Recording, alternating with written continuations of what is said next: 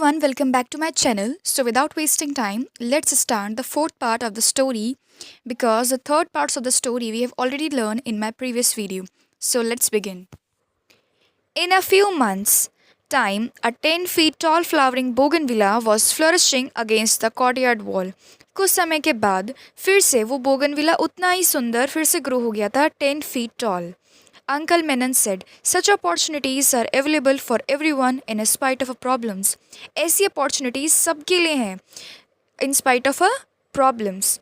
We should just look for the opportunities and avail them. हमें उन opportunity की तरफ देखना चाहिए, उन्हें समझना चाहिए और we should avail them. The children smiled and said, thank you, Uncle Menon. Uncle Menon said, life is a force that continues to exist even when it is squeezed. अब राजीव और मीना ने अंकल मेनन को थैंक यू बोला. क्यों? क्योंकि उन्होंने तो floor को पहले से सीमेंटेड करा दिया था. अगर वो चाहते तो उन्हें फिर से उखड़वा के फिर से फ्लोर सीमेंटेड करवा सकते थे, लेकिन उन्होंने बच्चों की बात मानी और इस चीज़ को समझा.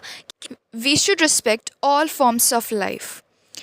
We must respect all forms of life and never harm living things.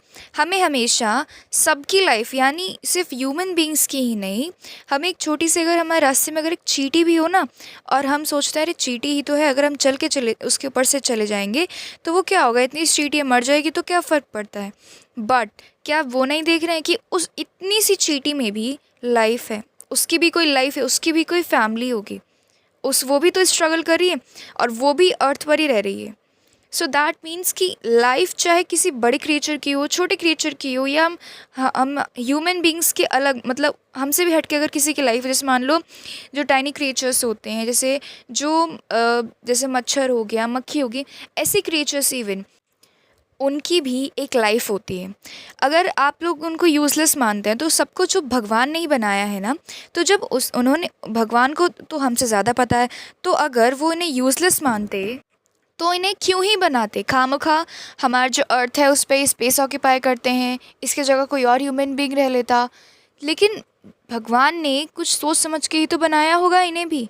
तो जब भगवान ने हम सबको बनाया है और इवन जब उन सेम भगवान ने ही अगर उन क्रिएचर्स को ही बनाया है, दैट मीन्स टू से कि भगवान की नज़र में हम सब इक्वल हैं. सो हम कौन होते हैं कि उनकी जो बनाई हुई चीज़ों को डिस्ट्रॉय करना या ख़त्म करने वाले. So we should respect all forms of life.